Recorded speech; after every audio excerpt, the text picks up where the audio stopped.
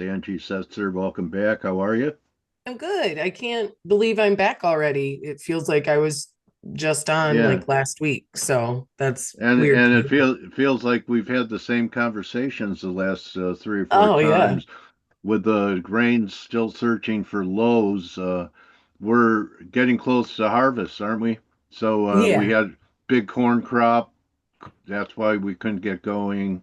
Um, Beans looked like they made an attempt last week to turn. They're giving some back today, but right now, they look okay. That Yeah. could be a low. What are you thinking here going into harvest? Yeah, we have a big day today. We get our first sort of survey driven or boots on the ground driven yield estimate from the USDA. So far, we've just had sort of this placeholder yield based on historical gains year over year and some of these other things. And so today will be a big day. Trade is expecting a very, very, very big production number. I'm not in that crowd. I think that are a lot of issues out there that aren't necessarily showing up when you look purely at crop conditions or satellite data, just more from reports from farmers and some of these other things. But yeah, going into today, we'll have to see if the USDA confirms trade suspicion, that the corn yield is 185 plus and carry out's going to grow in a big way on the corn side. And they also assume that soybean yield is big and that we're lacking demand on the export side of things. And so we've really just kind of seen this overwhelming negative sentiment towards the market with the idea that supply is understated by the USDA currently and demand is overstated. That's really where the market sentiment sits. I'm on the outside of that. I feel like demand, is in line, if not slightly, has room for some slight growth as we move ahead, especially if the crop gets bigger, with as cheap as what we are. But yeah, we're just sitting here, same story, different day, waiting for some sort of trade deal or confirmation that trade won't be entirely disrupted. And also, really trying to determine where crop size will land as we work our way. We're about 2 months from, really being in the middle of harvest and having a better idea, once the combines get running. But that's where we sit today. Just the beatings will continue until morale improves, is what it feels like in grains. Yeah, like basically since 23.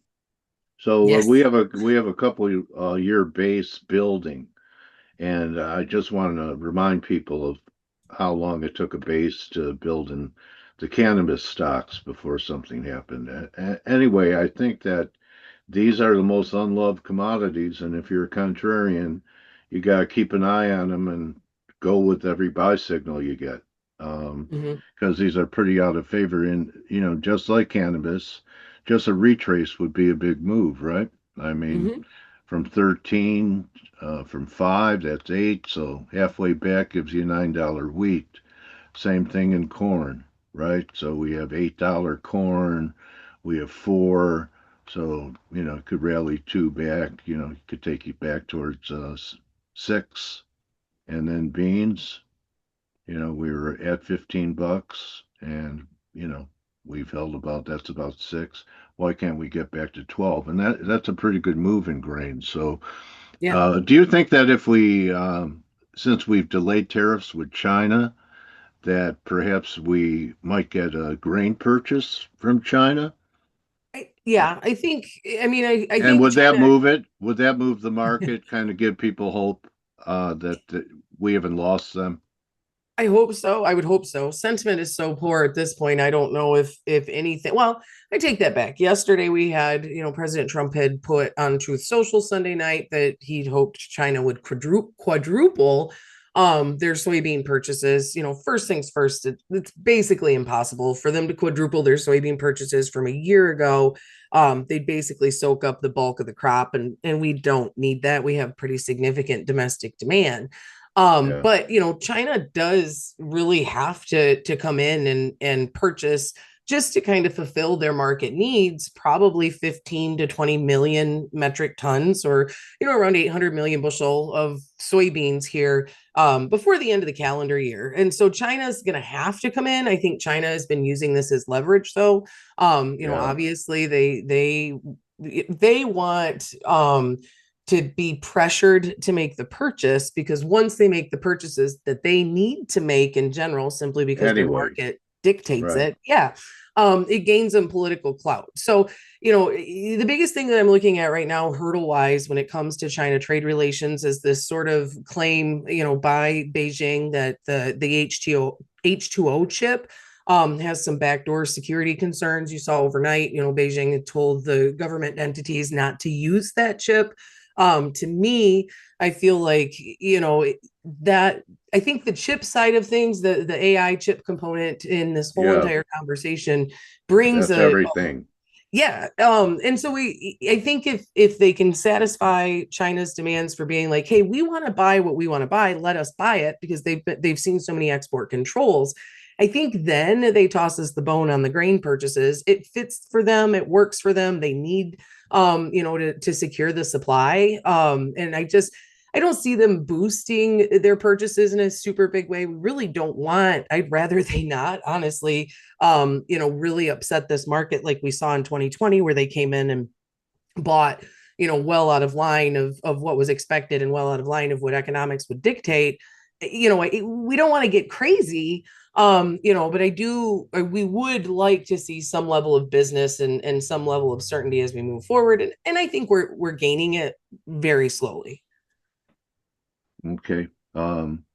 So beef prices, I saw a chart, live cattle prices went to the top of a channel. Someone said trading commodities can be very humbling. So we have meat shortages, don't we? Yeah, I mean, you have an issue with the type of meat that we have versus the type of demand, the demand for meat, and some of these other things. Like, we obviously have, fat cattle shortages, and I'm not a huge livestock person, but my husband and business partner is. He grew up on a cattle operation and has some pretty significant insight into how that whole entire thing works. I mean, to me, we have some struggles. We have a lack of import. We're not importing feeders like we should be, or haven't been. We've had some disruption there. When it comes to feedstock into the cattle supply. With restrictions out of Mexico because of some of the health concerns with their screwworm. And then now, to see a 50% tariff on Brazilian beef. We import, or we're expected to import, 700 and some odd thousand tons of beef from Brazil. Brazil's beef is very, very lean. It's something that we tend to blend into burger. It helps to stretch the ground beef supply. And so there's some realignment in that industry that probably needs to happen. And it's probably a little out over its skis when it comes to some of these price gains. It's had some Okay. fund, yeah, it's had some fund interaction. But when you look at cattle on feed numbers, when you look at overall supply availability and a continuation of relatively decent demand like we've seen, there's a reason for this. And honestly, we've had this conversation. You look at grain prices right now, you look at grain prices from a historical standpoint versus inputs. Like, you look at the inflation at the farm level and the lack of margin. Like, farmers this year had very, very, very limited opportunities to book a positive margin, which is, I've been doing this for 21 years. We've always had an opportunity, that's lasted for more than a flash in the pan to book margin. And I argue that when you can buy it on the board for far less than you can produce it, when it comes down to it, it's Yeah. unsustainable. We saw that in the cattle industry. Like, if you look back over the years, like if you were to look at a 5-year chart and push back, All the big slaughters where yes, they when we were were liquidating calling the herds, herds. Yeah. yes, we weren't When was retaining that? What year? heifers. What year was that? 22? The 20 into 22, COVID was really rough for the cattle Okay. market. Yeah. There was a fire at a processing plant in Kansas that absolutely tanked the market. And you really just kind of, when you force farmers to make a choice between something they love and something that they can make money at, you eventually have to pay the piper when you force people out, right? Like you can only lose money farming for so long. Like the joke is, how do you, Yeah. how do you make That was a a low billion code. dollars in farming? Start with a billion kind of deal. Like that's just, Yeah. or start with 2 million, I guess. But yeah, so it's just one of those things where it's not easy to correct either. Because it takes 2 years to get to where you Rebuild. can have a heifer, have another cow who can Yeah. then maybe have another cow, that can either go into the meat supply that it takes 18 months to grow. And so it's just one of those things that has been interesting to watch as an outsider, but it has been good from a corn demand standpoint too, because it's been a long time since anyone that is feeding an animal, like cattle feeders, and your hog feeders, and even in your poultry Mhm. side of things, like they're making decent margin, and so they're buying as much cheap corn as they can get their hands on. So that part's been good to see. But yeah, it'd be nice to see some level of price Supply support in and grains. because from COVID, it's tripled in price. Yes. Yeah. That's why your barbecues have been more expensive this summer, guys. There's the Yeah. chart. Yeah. Okay, so moving into the fall, what are you really paying attention to? I'm really going to be watching a continuation of grain flow. The U.S. is one of the cheapest providers of commodities into the world, which is unusual. We tend to be the highest quality, most reliable supplier who commands a bit of a premium to do that. And now we're the most reliable, highest quality supplier who is also the cheapest by a significant margin. There's a lot of conversation out there of like we have these massive amounts of supplies and it's just the farmer holding it out of the market. And so I'm going to be watching, and really the only way you're going to see if that's reality or not, if we're going to really get a litmus test when it comes down to what is physical supply versus the idea of physical supply. That's going to take time or a market rally, like probably both, just to kind of see what moves into the pipeline, what the farmer truly has, and whether or not we have this overabundance of grain that everyone wants to talk about. I'm also watching the inflation trade and some of that conversation that we're looking at. Obviously, I feel like we're almost setting ourselves up for a 2020 redo or remix. Not everything will be exactly the same by any means, but if you look back at the chart in 2020, we really kind of coasted into the second week of August. We got a bearish USDA report that was, kind of responded with a bullish, or at the very least, we had a spike low and then it recovered into the end. And we had the derecho, but you saw the market just absolutely rally for a couple of years from there. We'll obviously be watching it. It'll be all about supply at this point. I think demand's pretty secure, and whether or not the funds want to decide to invest in commodities. And so, yeah, I don't know. I when I first watched The Big Short, I kind of cringed at that line when he's like, "What do you do?" And he's like, "I'm in commodities." I was like, "Good luck with that." But the other day I thought to myself, well, no shit. That's what he Yeah. said. Commodities is basically 1 year of fun followed by 4 years of blah. And so yeah, that's where we Yeah. are. We'll see what the fall brings us. Okay, so uh, any, can you come up with a reason? I forgot who I talked to, but they felt that a stronger dollar was actually going to be supportive of grain. So we had a pretty good bout of dollar weakness at the beginning of the Mm-hmm. year. It didn't help it. Can you come up with a fundamental narrative why a stronger dollar would be constructive for grain prices? I can't. No, no, but I did have someone kind of argue that same thing with me the other day in passing, on a TikTok video I put out where they were like the dollar's going to continue to weaken. I said, well, that's good for exports. And then they laughed and said that I didn't know what I was talking about. So Okay. maybe there's been a I don't A know. new linkage. Yeah. I don't know. So yeah, because they'll need dollars to buy corn and beans, just like they'll need dollars to buy WTI, I mean, it's usually. yeah, a stronger dollar at this point would help the farmer more than anything, I feel like, just simply because it would give us back a bit more in the way of buying power. There is a lot of Yeah. importing fertilizer and other inputs that goes on that, we've also kind of raised the price on some of that here, depending on which country it's coming from and some of these other things. And so, that side would be decent because, there really is a cash pinch going on at the ground level that I've never seen before. Where growers are going to have to make some really, really hard choices here if things don't change very quickly. But when it comes to the export standpoint, to have the weaker dollar, at this level, like I said, I mean, at this point, we're almost 50 cents a bushel cheaper than Brazil and big corn markets. And Okay. we should see a nice uptick in bean demand show up simply because we are, cheaper into the world markets there. And our wheat is high quality and cheaper as well. Okay. And a real cool thing is some couples can't even have dinner together, and Angie works with her husband. Yes. And for all, so this is the math I see when a partnership works out. 1 + 1 = 11. I like it. So, Angie, maybe, we'll be talking again in November. I believe we'll have a change by then. I So, think so. I do. I think we'll see a pretty dynamic repeat of a year ago.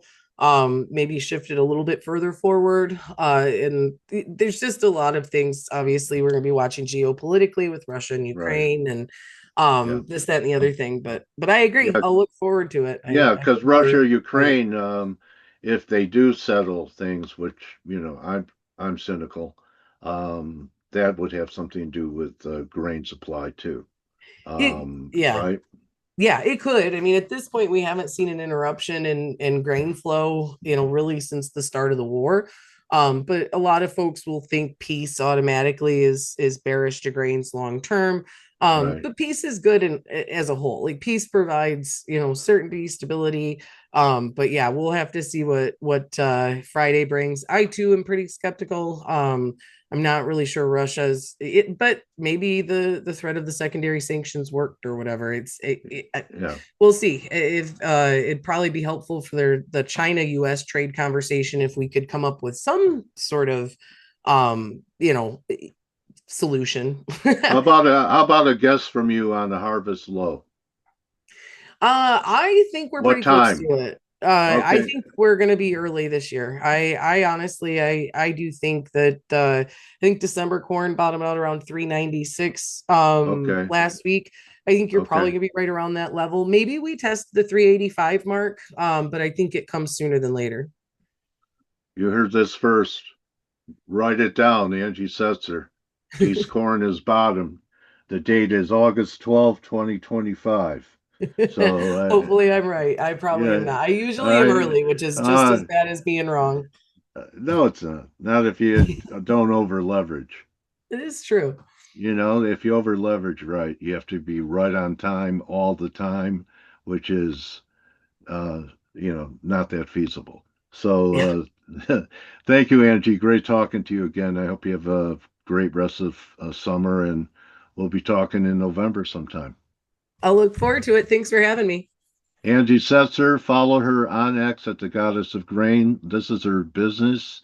If you're thinking about trading grains and you want to be in touch with the fundamentals and Angie and her husband's views on what's happening, boots on the ground in the Midwest while harvest is happening, go to her website, consisag.net, and check them out. So that's going to be a wrap for me, everyone.